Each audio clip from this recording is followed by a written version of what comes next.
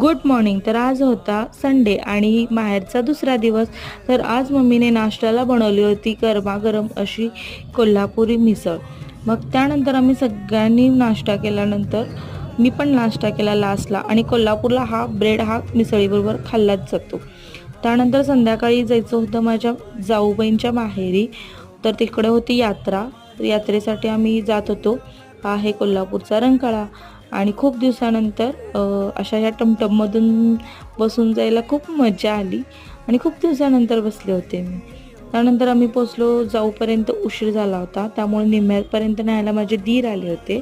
आणि हा आहे श्लोक. संध्याकाळी मस्त अशी पंगत बसली होती, अंगत पंगत. आणि गावचं जेवण म्हटल्यानंतर खूप टेस्टी आणि गावचं वातावरण पण खूप छान. इथं होत्या आई आणि त्याचबरोबर मी पण जेवायला बसले. पांढरा रस्सा, तांबडा रस्सा, सुक्कं मटण आणि चपाती. तर जे घरी पोचायला रात्री खूप